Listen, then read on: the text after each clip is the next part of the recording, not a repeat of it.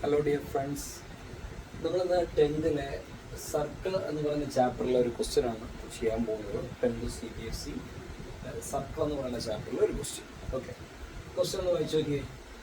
In A circle is inscribed in A triangle ABC having sides 8 centimeter, 10 centimeter and 12 centimeter as shown in the figure. Find AD, BE and CF. Okay, അപ്പോൾ അതായത് നമുക്കിവിടെ ഒരു circle ഉണ്ട്, ഇവിടെ ഒരു triangle ഉണ്ട്. ട്രയാങ്കിളിൻ്റെ 3 സൈഡുകളും സർക്കിളിനെ just ഓരോ പോയിന്റിൽ ടച്ച് ചെയ്തിട്ടുണ്ട് അല്ലേ.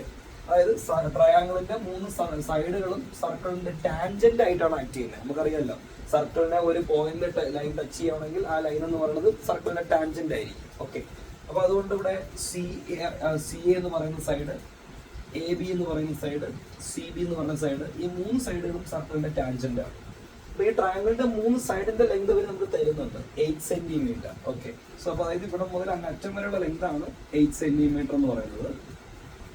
അടുത്ത 10 സെന്റിമീറ്റർ, ഒരു സൈഡ് ഇവിടെ മുതൽ അറ്റം വരെ 10 സെന്റിമീറ്റർ ഉണ്ട്. പിന്നെ 12 സെന്റിമീറ്റർ, ഇവിടെ മുതൽ ഇവിടം വരെ എത്രയാണ്? 12 സെന്റിമീറ്റർ ആണ്. പക്ഷെ നമ്മളിവിടെ കണ്ടുപിടിക്കേണ്ടത് AD ആണ്. കാരണം AD ഇവിടെ മുതൽ ഇവിടം വരെ, A മുതൽ പോയിന്റ് ഓഫ് കോണ്ടാക്ട് വരെയുള്ള ഈ ഒരു AD നമുക്ക് ഫൈൻഡ് ചെയ്യണം. പിന്നെ അത് കഴിഞ്ഞിട്ട് B മുതൽ E വരെയുള്ള ഈ ലെങ്ത് ഫൈൻഡ് ചെയ്യണം. പിന്നെ CF, C മുതൽ F വരെ. അപ്പൊ നമ്മൾ പഠിച്ചിട്ടുണ്ട്, എക്സ്റ്റേണൽ പോയിന്റിൽ നിന്നും പോയിന്റ് ഓഫ് കോണ്ടാക്ട് വരെയുള്ള 2 ലെങ്ത് ഈക്വൽ ആണെന്ന് പഠിച്ചിട്ടില്ലേ? Theorem 10.2, length of the tangent drawn from an external point to circle are equal.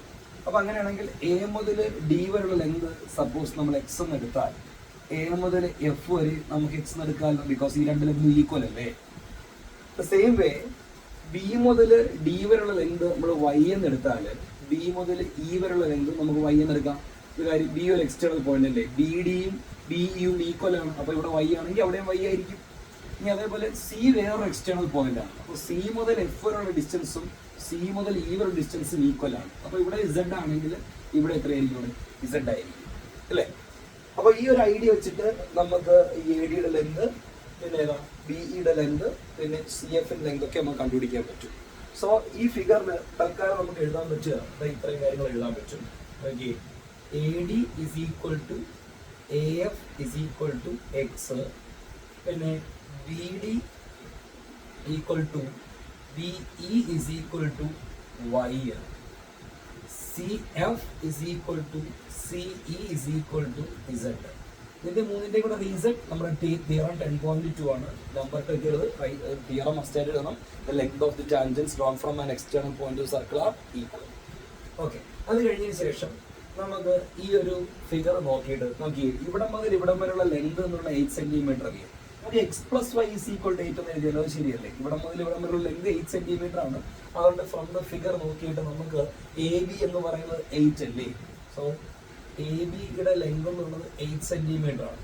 AB എന്നുള്ള ഏതിൻ്റെയൊക്കെ സമ്മ സെപ്പറേറ്റ്ലി എക്സിന്റെയും വൈയുടെയും കൂടെ സമ്മാണ്. അപ്പൊ നമുക്ക് ഇങ്ങനെ എഴുതിക്കൂടെ, X plus Y is equal to 8 എന്ന്. ഇത് ഇക്വേഷൻ നമ്പർ എത്രയാക്കി വയ്ക്കുക? 1. അവിടെ കിടന്നോട്ടെ, അത് ഫ്രം ദ ഫിഗർ ആണ്. അതേപോലെ നമുക്ക് അടുത്ത ലെങ്ത് എന്ന് പറയുന്നത് CB അല്ലെങ്കിൽ BC. BCയുടെ ലെങ്ത് എന്ന് പറയുന്നത് 10 സെന്റിമീറ്റർ ആണ്. അപ്പൊ അങ്ങനെയാണെങ്കിൽ BC എന്നുള്ളത് sum of Y and Z അല്ലേ. അപ്പൊ നമുക്ക് എഴുതാം Y plus Z is equal to 10 എന്ന് എഴുതാം. ഇത് ഇക്വേഷൻ നമ്പർ എത്രയാണ്? 2. അതേപോലെ അടുത്ത ഈ സൈഡ് എടുക്കാം, AC എന്ന് പറയുന്ന സൈഡിന്റെ ലെങ്ത് 12 സെന്റിമീറ്റർ ആണ്. 12 സെന്റിമീറ്റർ. സോ അതുകൊണ്ട് AC നമ്മൾ എക്സിന്റെയും ഇസഡിന്റെയും കൂടെ സം അല്ലേ. അപ്പൊ നമുക്ക് എഴുതാം X plus Z is equal to 12 എന്ന് എഴുതാം. ഇത് ഇക്വേഷൻ നമ്പർ 3 ആണ്.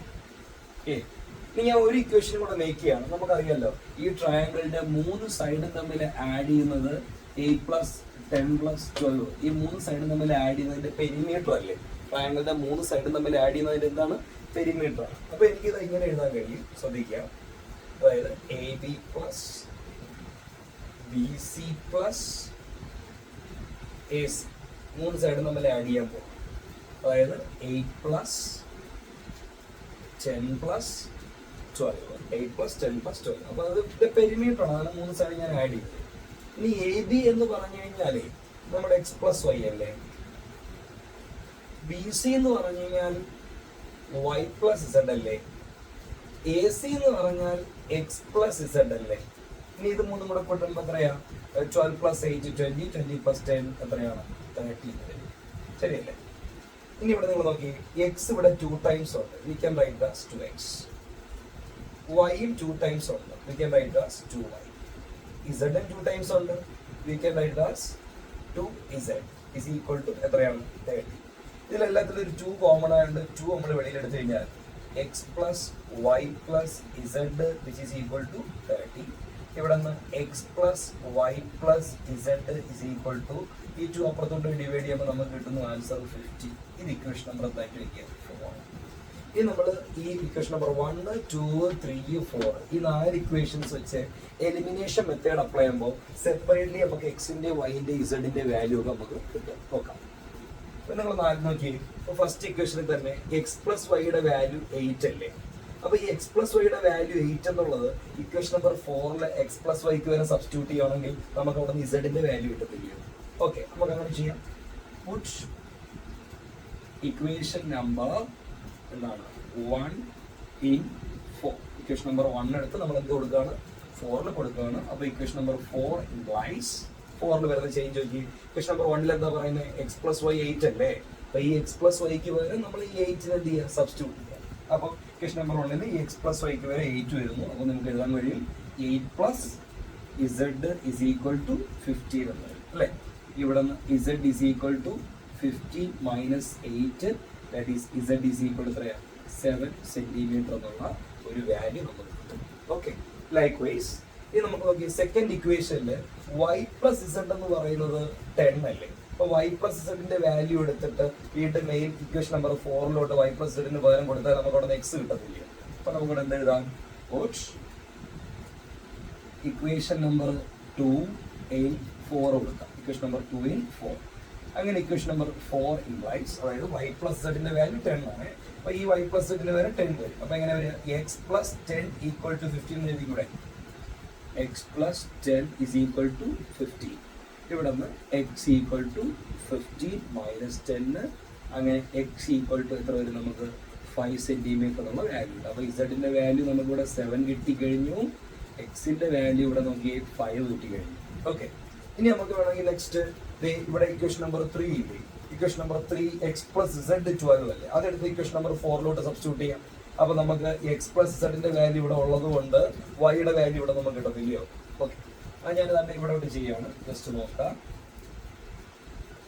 Puttu equation number 3 in equation number 4.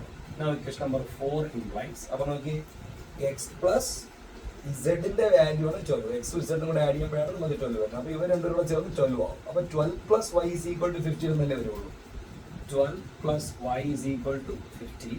ഇവിടെ നിന്ന് y is equal to 15 minus 12. y is equal to എത്രയാണ്? 3 സെന്റിമീറ്റർ എന്നുള്ളൊരു ആൻസർ കിട്ടും. അപ്പോൾ വൈയുടെ വാല്യൂ എത്രയാണ്? 3 സെന്റിമീറ്റർ ആണ്. അപ്പോൾ എക്സ് ആയി ഇസഡ് ആയി നമ്മുടെ വൈയും ആയിട്ടുണ്ട്. ഇനി നമുക്ക് അവർ പറഞ്ഞിരിക്കുന്ന ലെങ്ത് എ ഡി അല്ലേ? എ ഡി എന്നുള്ളത് ആരാ? എക്സ് അല്ലേ? നൗ എ ഡി എന്ന് പറയുന്നത് എക്സ് ആണ്. എക്സിന്റെ വാല്യൂ നമുക്ക് എത്ര കിട്ടി? 5 സെന്റിമീറ്റർ ആണ്. പിന്നെ അത് കഴിഞ്ഞിട്ട് ചോദിച്ചാൽ ലെങ്ത് ബി ഇ ആണ്.